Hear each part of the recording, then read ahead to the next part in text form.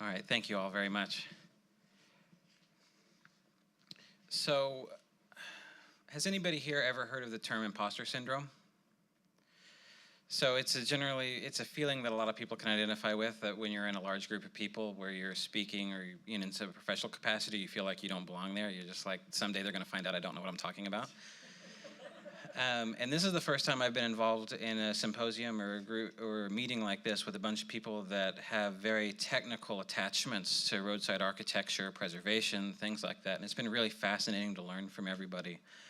But I do admit I suffer from that a little bit because I do some writing, I do some photography, but as the days have gone on, I've realized that that is another piece of this that's also important. And so I'll tell you a little bit about my history, how I got involved in this, and then kind of my perspective from that aspect of roadside architecture.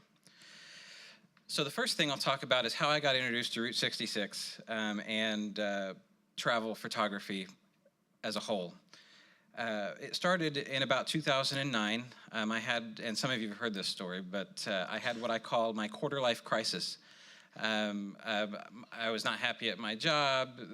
I was starting to question a lot of things from a personal standpoint, and thought, I just need some perspective. So I sold everything I owned and left the country, and I backpacked internationally for 10 months through Southeast Asia and Europe. I bought a little point-and-shoot camera. I started a travel blog so that I could share with friends and family what I was seeing and what I was experiencing. And after such an experience, I came home and thought, wow, this is really great. I've lived in Tulsa my whole life, and I don't really know anything about it. I guess it's my job to turn this. What do we have here? After going to places like Angkor Wat, where I could put my hand on a temple that's been around for 1,000 years, what could we possibly have to compete with that? So I started taking road trips. I visited the remaining Capitol buildings of the 5 Indian tribes that were here when this was Indian territory. I started turning to Tulsa history and Route 66. So my catalyst for Route 66 was the Marigold sign. And those of you that were on the Neon tour last night heard a little bit about this, and we're going to hear from Dennis again today when we stop at the tour later today. The Marigold sign was originally built in the 1930s. This is a historic photo from the Tulsa Historical Society.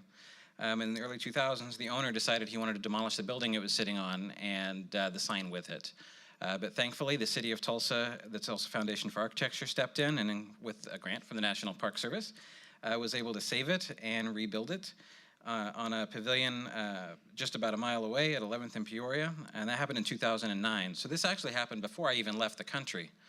But when I came back, I didn't know it had been moved. I went out to go take a look at it, and it was just gone. And I thought I'd completely lost my opportunity to take pictures of this sign I'd seen my whole life. And so I kind of panicked. I thought it's been here the whole time. I wasn't paying attention, and, all is lost, which of course was not true. If I just driven a mile down the road, I'd have seen the sign, which I did. But then that kind of woke me up, and I thought, I need to start paying attention, and I need to travel Route 66. And so it was about 2013 when I took my first road trip up to Miami, Oklahoma, to see a restored vaudeville theater, and my at least one foot has been on Route 66 ever since. This is the Marigold sign after it was rebuilt. Now, it does have clocks on it now, but this was the sign for a couple of years before they were able to do that. And so I'm going to go through a couple of sites that have changed over the last couple of years, because one thing I've learned is that photography in and of itself is an important aspect of preservation. Everybody in this room knows we can't save everything. No matter how hard we fight, some things get demolished, some things get restored to where they're not anything like they used to be. And so it's important to capture these at all stages of their life. Even if a restoration is done perfectly, it's important to capture what the conditions were before that happened, because somebody else is going to be going through the same experience with something else somewhere. So this is Afton Station. This is a roadside attraction in Afton, Oklahoma, a small town. It was a DX gas station back when it opened in 1933. As we've talked about throughout the last couple of days, Route 66 had a really lovely period of energy, and then things kind of died off in the 80s. This station, like many others, fell into disrepair. But in about 2000, a woman named Laurel Kane and her husband purchased it and converted it into a Packard Automobile Museum. This picture is from 2003. This is during a relay for the Bunyan Derby, which you guys can ask me about that. That's a really fascinating history lesson. But as you can see, the station here is not in terrifically good shape.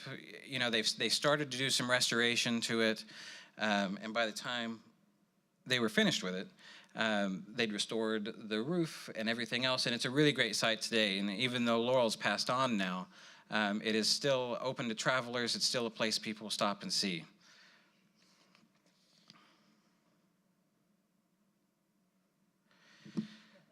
So this is the blue whale in Catoosa. We're going to go see him later today. This is a postcard courtesy of the folks at the Blue Whale. Brief history, it was built in 1972 as an anniversary gift from a man to his wife. It became a favorite attraction and was a swimming hole to many travelers and locals. There was also a reptile attraction on the grounds. Mr. Davis worked at the Tulsa Zoo, and so he wanted to have a little snake cage and a petting zoo and all kinds of stuff. So it was one of those classic stop and see the monsters kind of stops. But the whale was the focal point once it was built. Once he got older and wasn't able to maintain the grounds, the first time I saw the whale, he was closed. Fences were up. The grounds were overgrown.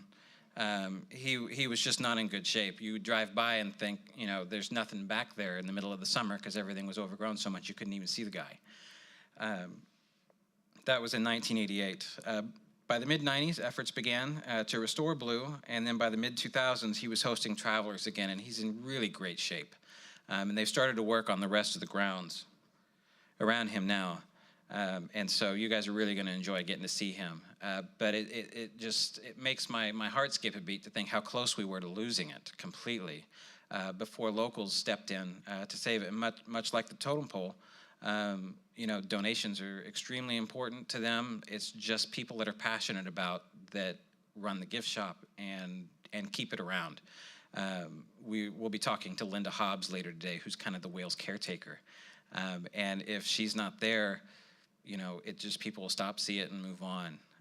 And so it's in the arms of these people that are just passionate about it that places like this are able to stay alive. This is the Rock Creek Bridge. This is in Sapulpa, which is just southwest of town. It was originally built in 1924 as part of the Ozark Trail Highway Network, which is one of the highways that was absorbed when Route 66 was created. It was bypassed in 1952, and due to the poor structural integrity of the bridge, it has closed several times over the years, and each time there have been fears that that would be the final time that it's closed and people would no longer be able to cross it and potentially it could get demolished. Today the bridge is open once again, but it is available to limited traffic.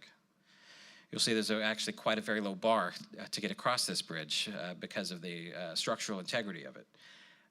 The city of Sapulpa is currently working on plans to actually bypass the bridge completely because emergency vehicles can't get across this bridge. And if someone on the other side has an issue, they got to go 4 miles out of the way just to get back there.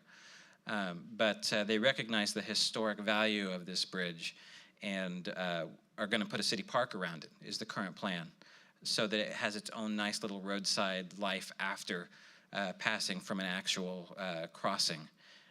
But again, there's value in capturing this when people are able to travel it, and even, you know, when it's closed, both before and after, to document the life of this bridge. Some things may not seem terribly important until it's too late. This is the Coppedge Drugstore in Depew, Oklahoma, a very small community, as an early brick building on their main street. Depew has the distinction of being one of the first, if not the first, town to be bypassed by a very early Route 66 realignment. As you can imagine, as traffic went away, the town kind of, you know, their growth halted, and downtown Depew today is pretty quiet. It's hard to believe they once had 2 movie theaters and multiple grocery stores. You go down there, it's just a bunch of empty brick buildings mostly. But the first time I visited, you know, I took pictures. The drugstore here, you know, I liked the wooden panel they had on it. And as a photographer, I just thought this is kind of interesting to capture, but I didn't think much of it. I could have just as easily not taken a picture of this building and just taken a few of the other ones around it. However, in 2016, somebody posted this picture on Facebook, and I was like, that's interesting, where is that? And when they told me, my heart dropped, because that other picture is the only picture I have of this building, and if I hadn't just arbitrarily decided this is something I want to capture, I would have lost my opportunity. And we'll talk in a few minutes about perspective and how it's not only important to capture the site you might be after specifically, but the things around it, the context of the land around it, and even the things that from like an artistic perspective on my end, I may be like, that's not that important. It's good to go ahead and get a picture of it anyway, because you have no idea what tomorrow's going to hold for these sites.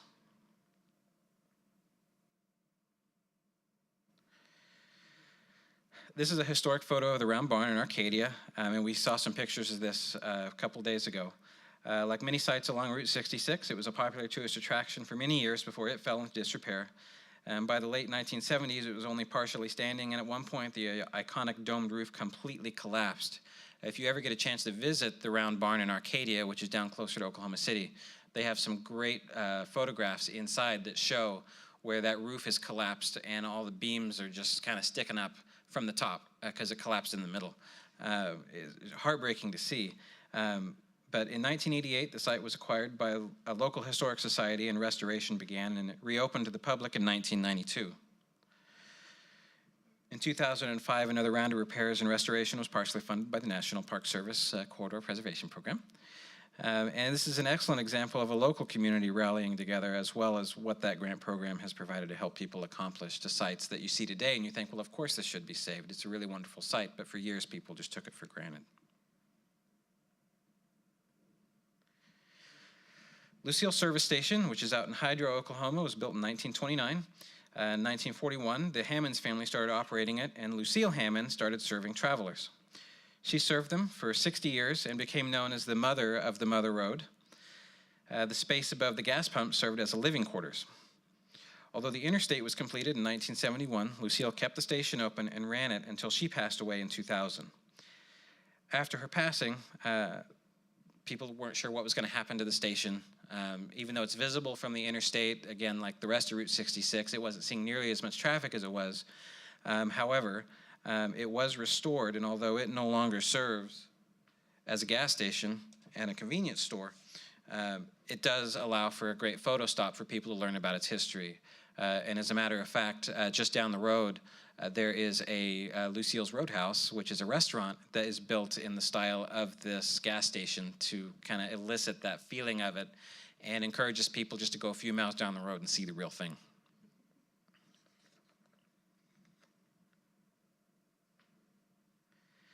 So this is the Lincoln County Express, and this is a fascinating little story. So a few years back, I was driving Route 66 eastbound out of Stroud, Oklahoma, heading home. I'd driven that stretch a couple of times. I wasn't really seeking out anything new. I'd kind of gotten into the going home mode and wasn't really, thinking about stopping again. But a glint of this caught the corner of my eye, and it shocked me, and I slammed on the brakes. And my poor wife, she's gotten used to this, of just the kind of brace yourself because I've seen something and I have to pull over right now. I pulled over to investigate, and in the weeds and brush, I found this child-sized locomotive that had been left to the elements. The site also has a small metal cactus and a few what looks like metal cow skeletons. And I took my pictures, I went back and I talked to some of my roadie friends, and I was like, hey, this is great, what's this called? And everyone's like, where is this? I've never seen this before. And so I was able to track down the history of this by talking to the granddaughter of the guy that built it. His name was Paul Hicks. He was a welder for the oil pipeline, built this in the 1970s for his grandkids, and just thought he'd make a little roadside attraction for it. When he passed away, it just kind of fell into disrepair. And when I was talking to her about it, she's like, well, we're thinking about restoring it. We'll clear out some of the brush, repaint it, and it'll be great, which is great, and I hope that's going to happen. But there's also a part of me that, as we've talked about kind of restoring something and keeping it as a ruin, there's a part of the aesthetic of this that's going to be lost when that happens. You have this really wonderful patina on it. There's just a charm to it, kind of sitting in the weeds like it is. And so I say that to bring up the point that there's great value in capturing things because you don't know when it'll be gone or when it might be restored. Even if it's a perfect restoration and it looks absolutely brand new with no problems whatsoever, there's something that'll be lost when that happens. Now, this is not on Route 66, but this is here in Tulsa. This is a sign from Shaw's Drive-In. This was back when it still served burgers and shakes, back near the end of its life in the 1980s. When that family owned it and decided to retire, the building was sold and eventually became a Daylight Donuts. They decided to go with a different color scheme, and over the years, the paint they used wasn't done very well. It started to rust, and so they hired somebody else to say, our sign's looking kind of sad, let's restore it. And so they did, but not very well. The letters aren't done terribly well. The neon wasn't restored. The lights stopped working, and the paint was chipping terribly. It was really an eyesore. So another person came in. They sold it to another lady that ran a donut shop, and decided, I'm going to repaint the sign again and restore it. And as you can see, the lines are much smoother. It's a much different color scheme, but the lights are working again. They're working on installing the neon. They've painted the building to match it instead of just kind of letting it go to the elements. And from a restoration standpoint, it's in much better shape than it was when it was the previous colors. But the uproar from the people around the donut shop was furious. They're like, why did you paint over the original colors? It's like, but those weren't the original colors. And part of that history had been lost, that red and yellow color scheme wasn't original. And the sign really, to people's memory, probably looks better than it did before they completely renovated this just last year. And so that's another piece of the puzzle, that it's really important to capture these things as they exist. Not necessarily for an I told you so, but just to kind of give people that comparison that, you may not be as fond of these colors as you were of the old colors, but look at the quality difference, and especially once that neon's on there. It's going to look really fantastic. This is the Archer Building. This is over in the Tulsa Arts District. It was a block-long building renovation project, which just recently underwent a $17 million infusion of funds by the George Kaiser Family Foundation, which is a really big proponent of the city of Tulsa. A local nonprofit, the Tulsa Literary Coalition, wanted to reintroduce a bookstore to downtown Tulsa. So Magic City Books opened in November of 2017, along with several other vendors in this space. They took all the paint off. They did what they could to preserve the ghost signs on the side of the building. And today, this is full of all kinds of local businesses. There's a great restaurant in there, there's a chocolatier, there's a guitar shop, a local made goods, and then of course an independent bookstore, which the city's really rallied around. In a few years, personally, I think people are going to take this for granted. It's going to feel like it's always been there. But again, capturing it as it was helps people remember this is what it was like before we put some money into it and really invested in the community, and look at how many good things came out of it.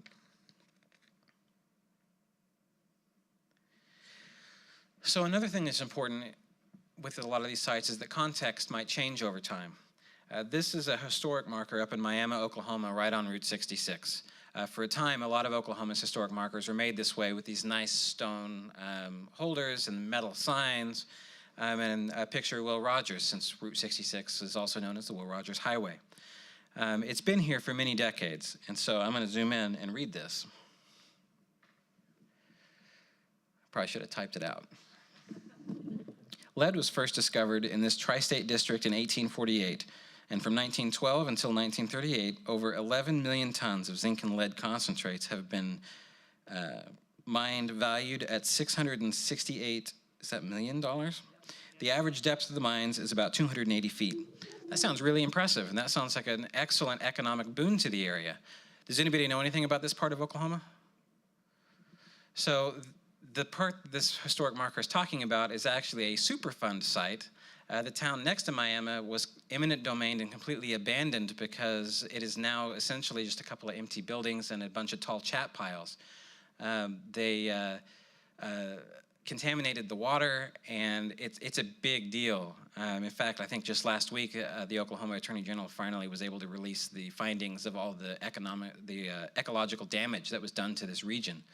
And so today, people will go up and look at this site and be like, oh my gosh, this is terrible, it's devastating. But here's this marker from decades earlier talking about how wonderful the mining industry is. And so, this marker is probably not going to be there forever, but at least right now, it's an interesting way to view how the context of this has changed.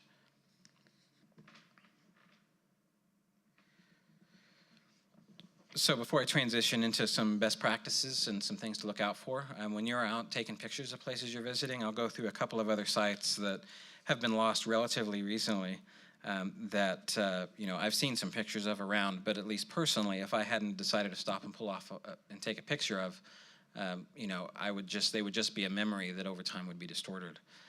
This is the Elms Motel, which was in Claremore. It was one of their last examples of the kind of roadside cottage-style motels. They do still have some reviews up on Google, and if you look that up, you'll realize why they were demolished. They were in really bad shape, served more roaches than people in the last few years. So I don't really argue with the idea that it needed to be torn down, but it still hurts that it's just now kind of a strip center of generic people selling goods there. But it's something that I'm sure for the last 10 years, people drove by, saw the condition, Route 66 travelers anyway, and it was just like, oh, okay, I'll move on and find something else. That's a little bit more flashy or showy, but it's gone now, and you can't bring it back. This is actually up by the blue whale. These mushrooms are actually still there, but their condition has deteriorated quite a bit over the last few years. Interestingly, during World War II, we had a Douglas bomber plant here in Tulsa, and so the tops of these mushrooms were made for some extra windows made at the bomber plant. And so some of them are still out there, and we should have plenty of time to kind of look around and poke around on them. But again, this is a piece of it that has changed dramatically, even over the last 5 years since I've really started paying attention. This is Queenan's Trading Post west of Elk City. It dates back to 1948. They used to have a 14-tall Kachina doll made out of oil drums, which has been saved. It's at the Elk City Route 66 Museum, but the site of the actual trading post has been demolished. I pulled off to get some pictures of it because I like the stonework, and I didn't really think much about it. It looked like it was being used as a residence, and I figured it was safe, but it's gone now. And outside of a couple of postcards, I really haven't seen much documentation of that site. This is an old metal sign out near El Reno from the Beef Industry Council. This is another one that was just kind of in the weeds. I'm sure a lot of people would drive by and see it regularly on their commute to Oklahoma City or what have you and think, oh, the sign, that's great. And when it was gone, people thought, I wonder what happened to it, and went on about their day. But especially to the more Route 66 focused travelers, these are the things people will pull off on the shoulder and take some pictures of, because there are fewer and fewer of them. This was here in Tulsa, the 11th Street Cleaners, which actually wasn't far from where we are now. And I found this completely by accident. This is before I even took my first Route 66 road trip. I had come down here for one reason or another and noticed that they demolished the cleaners, and the sign was still there. And so I pulled off and I took a few pictures, and we have a couple of groups in town that try to save neon signs, and I thought, oh, I'm sure it'll be saved, or, it'll be here, I'll come back for it, but it was taken down the next day, and I have no idea what happened to it. So it may have been destroyed, it may be in someone's private collection, but as my wife is fond of telling me, don't question yourself. If you feel like you want to pull over and take a picture, you turn around and you go take that picture, because you don't know what's going to happen tomorrow. So I just have a few minutes. I'll go through a couple of best practices quickly, and it really all revolves around context, getting a perspective of sites and paying attention to the surroundings. This is the Westerner Drive-In Tucumcari, New Mexico. I took this in the summer of 2013. It's the first time I'd driven through town. There was this drive-in sitting there and a sign. You can see there's not any sign left, just kind of the housing for it. And so I took this nice artistic picture where I was like, you're looking through the old menu board, and, this says so much with one picture. And then someone had asked, what's the rest of the drive-in look like? And I looked at my pictures, and I realized I didn't take any other pictures of this place. It's now gone. And so I found this picture, it's courtesy of Light Rain Productions. And, it had a very interesting design. I've never seen another one quite like it, but that's one that I missed because I really wasn't paying attention. I was more concerned with, creating an artistic picture for myself as opposed to documenting something. And that's something that I've had to kind of change my mindset of. There's no problem in taking artistic pictures that I'd like to print and frame on the wall. But if I'm there, I might as well take a couple of pictures to capture the rest of the site because I may be missing something that I'll find value in later. Picture of the Cadillac Ranch. We've seen a few of these already, and just the very nature of this place, it changes every time you go out there. There was a picture just last week I saw where they're doing some modeling shoots out there, and they'd painted several of the cars a single color. So you had a gray car, a white car, a black car, which was very unusual because you always see it, of course, with the bright colors like you have here. But even different seasons, since there are active cattle grazing here, sometimes you'll have grass, sometimes it'll be mud, sometimes it's just, you know, dust blowing in the wind. And so the area around it changes quite a bit. Now the next couple of pictures I'm going to go through come from the Tulsa Historical Society, and it's an archive that they obtained from a gentleman that took pictures for an insurance company. And so they're all car wrecks in the city of Tulsa and around. And so although he'd taken these pictures for, you know, to assess value and determine fault and things like that, there are many things around these car accidents that have become of great value to the Historic Society and to folks like myself that have gone in to research other things. This is from 1955, and you have several buildings in the back that are still there. There's an old Dairy Queen back there that I've not been able to find any other pictures of. And so because this, not only did he take this picture, but it's now in an archive I can search, I was able to get value out of it that I'm sure there was absolutely no intention at all in this guy in providing. Here's another one. This is from about 6th and Quincy here, also in the mid-1950s. Great sign up there, but that wasn't the point of the photograph. But without it, we wouldn't be able to kind of look at that. You've got the cafe across the street. You've even got, in the very background, you can see a skyscraper up there, and that's the 320 Boston building. That's the one where the spire lights up different colors to let people know what the weather's going to be the next day. Here's one just down the road at 18th and Boston. A fire truck got hit by a train. And so you've got the Phoenix Cleaners behind it, which has, this site has changed dramatically. Their neon sign is still there. So this is one that's easy to get modern day context in because part of it's still the same. And I've got a couple here at the tail end here to kind of show you where the value is there. This is 10th and Main here, 1961, and this is looking north into downtown Tulsa. And this is right on Route 66. And so you've got a car here that's been hit, but you've got all these signs lining the street. You've got the Phil Tower there on the far right, which has the tile roof that some of you have asked me about while you've been here. So this not only gives context and for research purposes, but it also shows how the city's grown up. Now this is one of mine, and some of you might wonder why I took a picture of McDonald's. But at some point I realized that all the McDonald's buildings were changing, and there might be a day when I look up and none of the McDonald's shapes that I remember growing up, you know, to get my Fraggle Rock Happy Meal toys, there just wouldn't be any around. And so it's just a matter of pulling over, taking a picture of something that has some kind of value to you, even if it's something kind of chintzy like this, because it's going to have value to somebody else. And by the time you look up and think, you know what, I haven't seen one of those in a long time, it might be too late. I mentioned on the Neon Sign Tour, Tulsa has quite an amount of neon Arby's signs because the local franchisee that owns them is passionate about them and has saved them from several other locations. But I didn't realize those were more of a rarity until somebody pointed that out to me. So by doing this, you really don't know what the value is of a picture, even that you take with your cell phone, might have in the future. I just finished researching a book about lost Tulsa restaurants, and so what I was able to do is take modern pictures of sites today and essentially merge them with old historic pictures that I found in archives to give a real feeling of how things have changed over time. This is in Utica Square here in Tulsa, and then the second one here is a drive-in that has been completely demolished. And it's one that was very beloved by the citizens of Tulsa. And so by showing them, here's what once existed, here's what exists today, which is really a parking lot, hopefully that gets people to think more about preservation and how something that you may take for granted today, tomorrow you might wish you had actually taken some action. So in summary, you know, things change. Sometimes it's for the better, sometimes it's for the worse, but there is value in capturing all of it and doing what you can to include surroundings with that.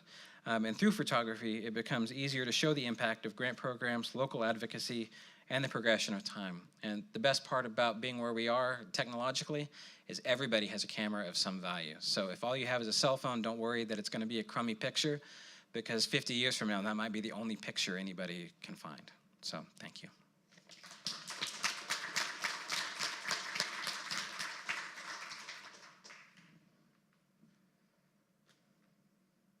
We have time for one or two questions. Somebody have a question? I see Kelly.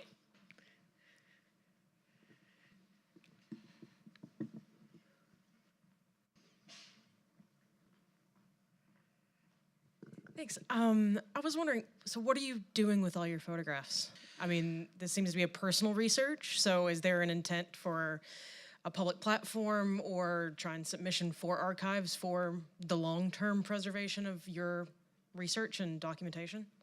Well, the hope is that when I'm old and gray, I'll just go to like the Tulsa Historical Society or something and say, here's whatever now's version of a hard drive is. Here's all my stuff. Have at it.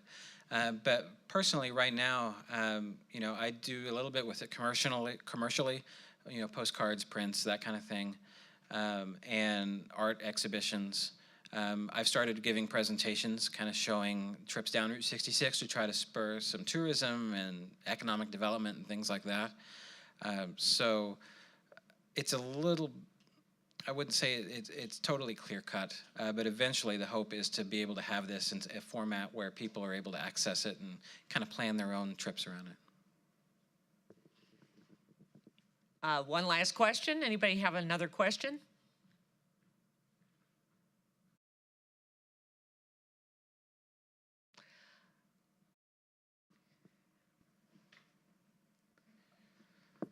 I think it's not so much a question, but a comment, and that I tend to want to stop alongside the road too, and I'm most drawn to things that I think will be gone. Paintings on buildings, barns, things that are covered in vines, and I don't know why they're more appealing to me than things that have been restored. So I think we share that. Yeah, and getting involved with the Route 66 community and the roadie enthusiast group, you find that some people are drawn to restored things, but most people are drawn to the items that are either threatened with loss or have some kind of unique quality that has developed over time. And from an archival standpoint, like I mentioned, sometimes that might be the only picture that is available or that people are aware of to either do their own research, plan their own road trips, or find things that inspire them. Because it was my own research and seeing pictures like that of some of these old signs that thought, if this sign way out in Ohio is, rusted and falling apart, I need to get up there and see it. And that will inspire me to create an entire road trip to go up there, and I'll see all these little attractions and other things on the way. And so, that kind of ties a little bit more into kind of the marketing things we've talked about at the symposium, and social media is really big into this. I do a lot of digging through social media of various kinds to find things other people have shared. Instagram's great, because then I'll mark it on my map and I'll plan trips around it. So.